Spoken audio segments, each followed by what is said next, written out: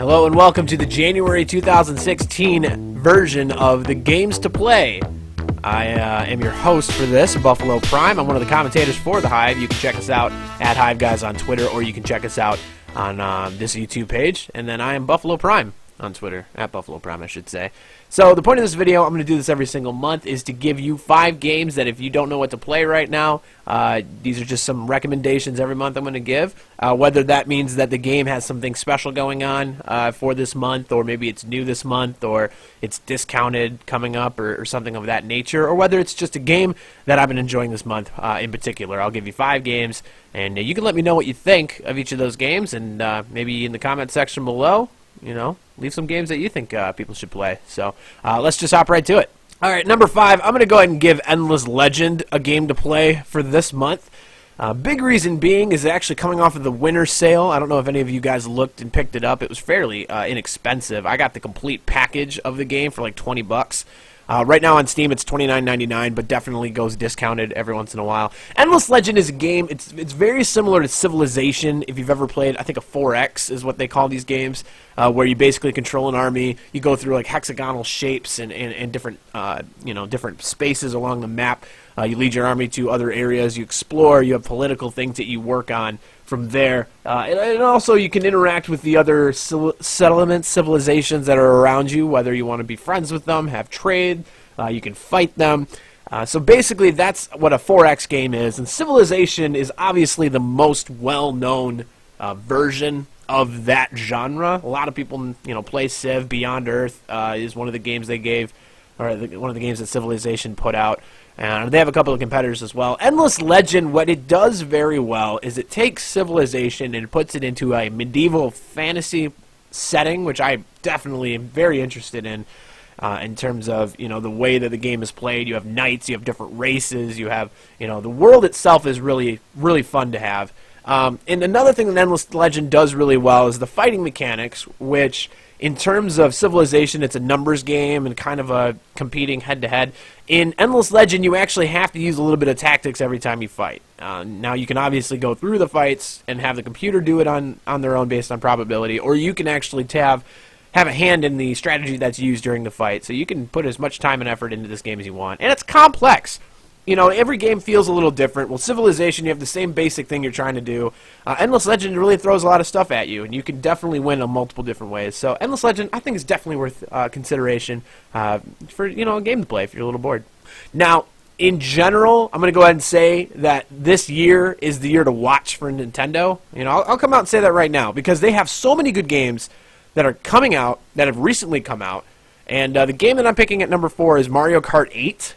And that's one of the games that actually came out last year, so it's not really new, but it's the first time that I've really had a chance to look at it and sit down and play it. And as amiibos come out, which are these little things you can plop on your Wii U, and you basically can use, like if you have a Pikachu, you can use Pikachu-like things in certain games. Mario Kart does it pretty well. It's not too complex like Super Smash Brothers is, which is another game we have now. But Mario Kart, you basically can drive your Mii with the outfit of that amiibo on it. But Mario Kart, it's just super fun. It's probably one of the better Mario Karts that I've played, and obviously they've released a lot. Now, this Mario Kart's nice because there's a lot of different, racetracks. Obviously, there's a lot of different stars and stuff like that. There's a shop mode. You can customize your racer. You can customize the wheels, the glider, things like that. You have a reverse mode where you race the event in backwards, the different CCs, obviously. But there's just a lot to do, and it's really great in a group. Obviously, there's a lot of games you can play within it. And racing online, I haven't tried it yet, but that's such a cool concept. So I like that. I like that you can race online. But again, I'll say it right now. Nintendo is definitely a company to watch for this next year. With Star Fox coming out, with the new Zelda coming out. I mean, there's so many games coming up that could be just phenomenal games. And obviously, we're looking forward to some kind of Mario game. So if Nintendo can bring back games and make them worthwhile to play, this is a great year. Great year to pick up a Nintendo Wii U. Mario Kart 8 right now, $59.99 on Amazon. I did see a couple used copies for a little bit cheaper than that, but the game itself, it's a Nintendo game. You're not going to get them discounted very well. Number 3, I'm going to go ahead and throw this at you. It's Call of Duty Black Ops 3. Now, I don't want to be impartial here because I am a part of a clan. It's called the Fat Unicorns, PlayStation 4 and Xbox One. I'll throw a little pitch at you. If you're sick and tired of playing with serious clans that care more about winning than they care about you, then take a look at Fat Unicorns, because we are definitely a fun, loving clan that puts our members first, puts having fun first above all things and above everything else. So hop on and just have fun. We win, but sometimes we don't, and either way, we try to enjoy the game as much as possible. But Black Ops 3 I put on this list as games to play for 2016 in January, because number one, it's fairly inexpensive right now for a new game. All right, GameStop right now selling it online $39.99. That's pretty good. Pretty good price. And they discount pretty often, in terms of Steam sales, things like that. So you definitely want to look at the price tag of Black Ops 3, and the quality of game that you're getting is bringing back Call of Duty into an area that makes it more playable yet still challenging. Now, if you've been playing Call of Duty lately, you've been noticing that the past few multiplayer has just been cheap. And cheap not in the sense of content, and not in the sense of graphics, but cheap in the sense of there's a lot of things you can do that's, I guess, cheesy is a good term for it. Camping was a lot easier. Advanced Warfare just made it impossible to be good at. And there were probably players out there that were really good at Advanced Warfare, but it made it very challenging to enjoy. Because the only way that you could really be good at Advanced Warfare is if you knew how to use your exosuit in all directions and changing directions frequently, jumping over buildings. There was just no way to strategize in Advanced Warfare. It was all, let's fight out reflexes, let's exploit different areas of the game. It wasn't strategic, and Black Ops 3 definitely is. Of course, you do have the double jump and a little bit of exo lake movement, running on walls and things like that, but it's nowhere to the same extent, to the point where somebody's ability to move around quickly affects the end of the game. Okay, it's not, you're not seeing that in Black Ops 3. In order to do well in Black Ops 3, reaction time plays a big factor, knowing strategy, things like that, and working as a team, which is exactly what Call of Duty needs to do heading into the future. So again, the game's inexpensive. It's really enjoyable if you've ever played Call of Duty or have looked to play Call of Duty. It's definitely a game to pick up right now. Alright, so I used to play a long time ago with a guy I know named Sonic Mega. I used to be a roommate of his when we kind of grew up together. We used to play Tales of Symphonia.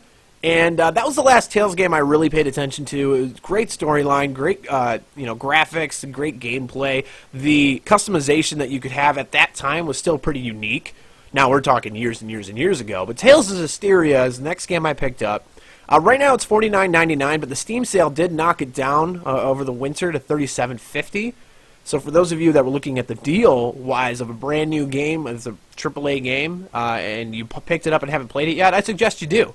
The storyline itself is really easy to follow, but it's still really complex. Voice acting is great, and that's hard to say sometimes for these Japanese RPGs or Asian RPGs, whatever you want to call them. When they port over to America and you get these voice actors coming in, sometimes they're really cheesy because that's kind of the way that Japanese games are sometimes written, and I think Tales of Zestiria is no different.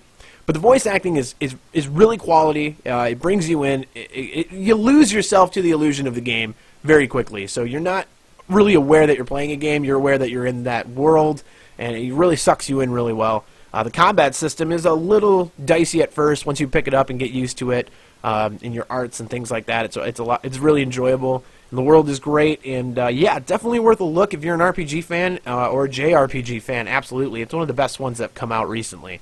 The game's still fairly new. So $49.99 if you want to throw that down right now. I would guess that Steam will put it on sale again, so look for that as well. At number one, I gotta say, hands down, Star Wars The Old Republic. And why do I say Star Wars The Old Republic? Because The Force Awakens came out. Now, Star Wars The Old Republic is not a new MMO, okay? It went free-to-play really recently, probably like 2 years ago, I want to say. So it is free-to-play, which is super nice. But BioWare is the one that backs it.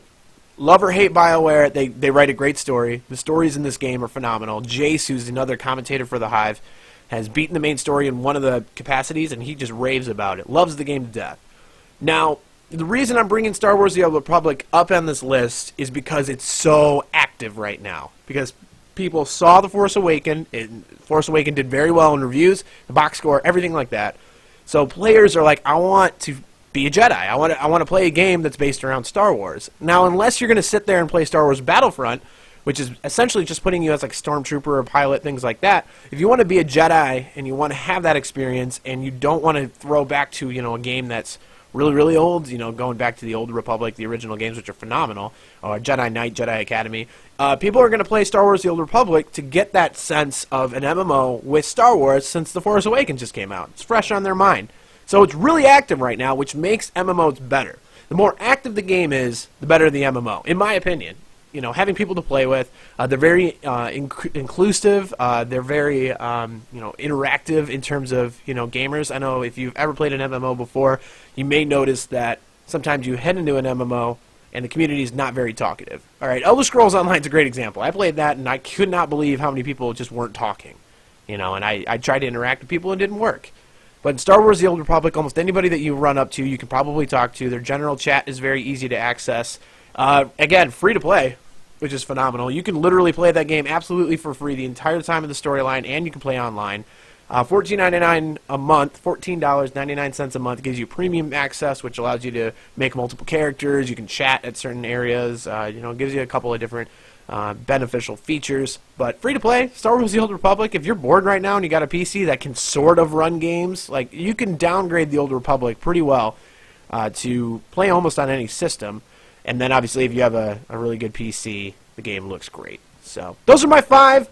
Endless Legend, Mario Kart 8, Call of Duty Black Ops 3, Tales of Zestiria, Star Wars The Old Republic. Let me know what you think of that game lineup.